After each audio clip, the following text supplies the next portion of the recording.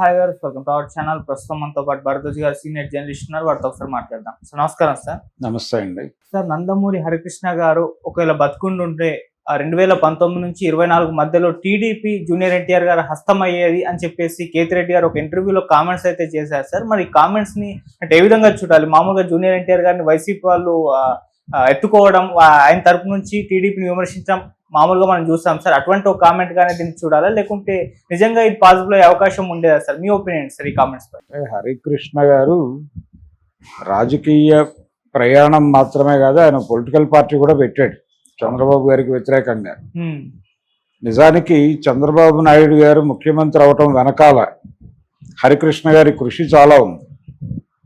అంటే ఎన్టీఆర్ మీద తిరుగుబాటు ప్రకటించటం అనేది ఎమ్మెల్యేలు అలాగే కుటుంబం ఈ రెండు వ్యవస్థల్ని ఆర్గనైజ్ చేయటంలో హరికృష్ణ గారే కీలక పాత్ర పోషించాడు.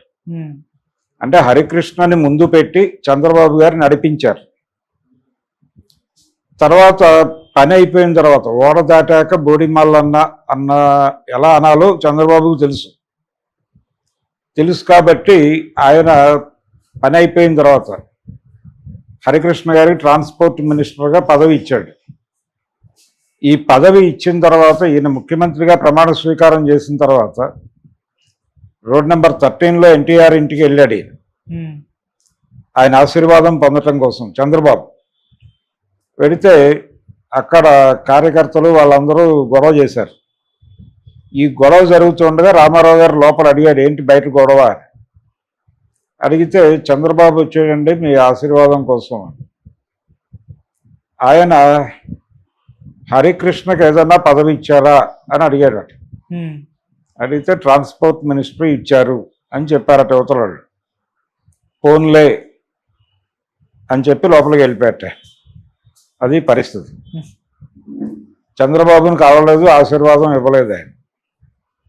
చంద్రబాబు బయట నుంచి బయటే వెళ్ళిపోయాడు. ఈ సంఘటనకు అనేక మంది సాక్షులు ఉన్నారు. ఇది పక్కన పెట్టేస్తే హరికృష్ణ గారిని 6 నెలల్లో గెలిపించి ఆయన్ని స్థిరంగా పదవిలో ఉంచి ఉండాల్సింది. కానీ అది కూడా చేయలేదు చంద్రబాబు. అది కూడా చేయలేదు. ఆయన ఎమ్మెల్సీగాను పంపే ప్రయత్నం చేయలేదు. ఎమ్మెల్సీ అనేది అవకాశమే లేదు అప్పుడు.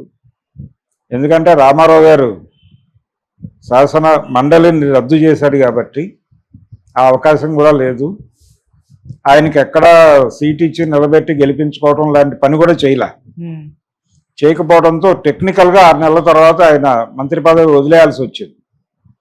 వదిలేసిన తర్వాత నెమ్మదిగా పొగపెట్టాడు. ఆయనకి పొగపెట్టి బయటకు పంపించిన తర్వాత ఆయన పార్టీ పెట్టడము, ప్రయత్నం చేయటము.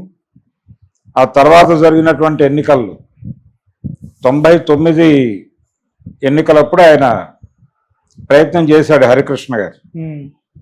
ఆయన కంటెస్ట్ చేశాడు, గుడివాడ నుంచి కంటెస్ట్ చేశాడు కానీ గెలవలేదు. ఆయన తరఫున కొడాలి నాని ప్రచారం చేశాడు. అయినప్పటికీ పని అవ్వలేదు. తెలుగుదేశమే గెలిచింది అక్కడ. ఓకే, సరే, ఏది ఏమైనప్పటికీ హరికృష్ణ గారు తనంతట తనే ప్రయత్నం చేసినప్పటికీ పని అవ్వలేదు ఆ రోజు. అంటే చంద్రబాబు నాయుడు వెల్ ఆర్గనైజ్డ్ అనేది ఇప్పటికీ కూడా అదే పరిస్థితి. ఇప్పుడు కూడా పార్టీ ఆయన కనుసన్నల్లోనే నడుస్తోంది. దాన్ని ఎలా ఆర్గనైజ్ చేయాలి, ఎలా నడిపించాలి అనే దానికి సంబంధించినటువంటి టోటల్ గ్రిప్ చంద్రబాబు దగ్గర ఉంది. ఆయన ఎక్కడా కూడా పట్టు సడలకుండా కంట్రోల్డ్గానే నడిపిస్తున్నాడు. ఎప్పుడు ఎవరు మాట్లాడాలి, ఎవరు స్పందించాలి అని. జూనియర్ ఎన్టీఆర్ ఇప్పుడు ఇమ్మీడియట్గా రాజకీయాల్లోకి వచ్చే మూడ్లోనూ లేడు. హరికృష్ణ గారు ఉన్నా కానీ వచ్చే మూడ్లో లేడు ఆయన. హరికృష్ణ గారు ఉండగా అడపా వీళ్ళ ఈవెంట్స్లో ఆయన వచ్చి మాట్లాడేవారు, అంతవరకే తప్ప ఎక్కడా కూడా క్రియాశీల రాజకీయాల్లో ఆయన కూడా లేడప్పుడు. ఇంకా బతికుంటే ఇంకేదో చేసేవాడు అనేది కరెక్ట్ కాదు. అయితే ఆ కోపం ఉంది వాళ్ళకి. అంటే తమని వాడుకుని, అంటే హరికృష్ణ గారిని వాడుకుని ఆ తర్వాత వదిలేశాడు చంద్రబాబు అనేటువంటి అభిప్రాయం అయితే ఆ ఫ్యామిలీలో ఉంది. వాళ్ళు కుటుంబ వ్యవహారాలకి పార్టీ వ్యవహారాలకి దూరంగా ఉండటానికి కారణాల్లో అది కూడా ఒకటి. ఏది హరికృష్ణ ఆ రోజున నిజానికి ఆయనతోనే తిరుగుబాటు చేయించాడు చంద్రబాబు. ఇదంతా ఆర్గనైజ్ జరుగుతూ ఉండగా ఆ రోజున ఆర్థికంగా ఆయనకు వెన్నుదన్నుగా నిలబడినటువంటి శక్తులన్నిటికీ దీన్ని ప్రొజెక్ట్ చేశాడు చంద్రబాబు. ఈ తిరుగుబాటును ప్రొజెక్ట్ చేసి ఇది పరిస్థితి, నేను ఆర్గనైజ్ చేయగలను అనేటువంటి కాన్ఫిడెన్స్ని వాళ్ళకి ఇచ్చి ఆ డబ్బులు తీసుకుని ఆ తర్వాత ఆయన చక్రం తిప్పి ముఖ్యమంత్రి అయ్యాడు. ముఖ్యమంత్రి అయి తన క్యాబినెట్లో ఒక ట్రాన్స్పోర్ట్ మినిస్టర్గా 6 నెలలు మాత్రమే హరికృష్ణ గారికి అవకాశం ఇచ్చాడు. అంతకు మించి ఆయన వాడుకుని వదిలేశాడు ఒక రకంగా. ఇది ఆయన నమ్మినటువంటి, ఆయనని ముఖ్యమంత్రిని చేసినటువంటి మార్కెట్ ఎకానమీ సూత్రమే, వినియోగించు విసర్జించు అని. యూజ్ అండ్ త్రో అంటారు. ఆ యూజ్ అండ్ త్రో అనే సిద్ధాంతం మీద మార్కెట్ ఎకానమీ బతుకుతుంది.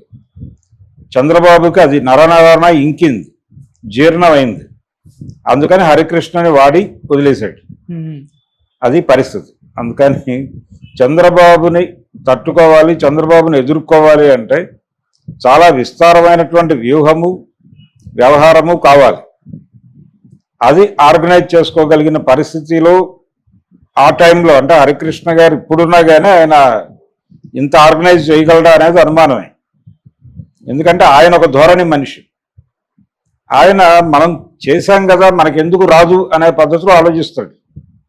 ఆయన కూడా కొంచెం పాతకాలపు పద్ధతిలో ఆలోచించే మనిషే. అంతే తప్ప మారిన వ్యవస్థలో మనం ఎలా వ్యవహరించాలి అనే దగ్గర ఆయన క్రియాశీలకంగా లేడు. ఆయనేగా చాలా మంది రాజకీయ నాయకుల్లో ఆ ఎరుక లేదు. అందుకనే ఈ రోజుకి సబార్డినేట్లుగా అలా లాగించేస్తున్నారు జీవితాలను. ఇలాంటి వాళ్ళందరినీ ఆయన విపరీతంగా వినియోగించుకున్నాడు చంద్రబాబు. అది పరిస్థితి. అందుకని ఎన్టీఆర్ ఏదో హరికృష్ణ ఉంటే ఈ పార్టీకి తెలుగుదేశాన్ని హస్తగతం చేసుకునేవాడు, ఇవన్నీ ఊరికనే మాట్లాడే మాటలు. నిజానికి ఆయన వైసీపీ ఒక ప్రోగ్రామ్ డిజైన్ చేసుకుంది తనంతటి తాను.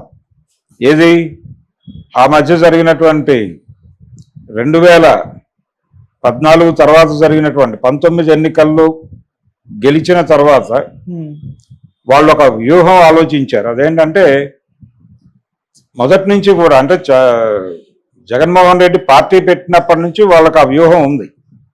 ఎన్టీఆర్ అనేటువంటి 3 అక్షరాలకి తెలుగుదేశం పార్టీకి సంబంధం లేదు. ఎన్టీఆర్ని వాళ్లే వెన్నుపోటు పొడిచి ఆయన మరణానికి కారణమయ్యారు. అలాగే జూనియర్ ఎన్టీఆర్ పట్ల కూడా వివక్ష ఉంది. సో ఎన్టీఆర్ అనే 3 అక్షరాలకి తెలుగుదేశం పార్టీకి చంద్రబాబుకి ఏ సంబంధం లేదు. అది నారా దేశం తప్ప ఎన్టీఆర్ తెలుగుదేశం కాదు అనేది బలంగా జనాల్లోకి ఇంజెక్ట్ చేయడం కోసం రకరకాల ప్రయత్నాలు చేశారు వాళ్ళు. ఆ ప్రయత్నాల్లో భాగంగానే ఎన్టీఆర్ జిల్లా అని పెట్టడం, ఇవన్నీ ఈ ప్రాసెస్లోనే వాళ్ళు అడపాదడపా జూనియర్ ఎన్టీఆర్కి అనుకూలంగా స్పందించడం,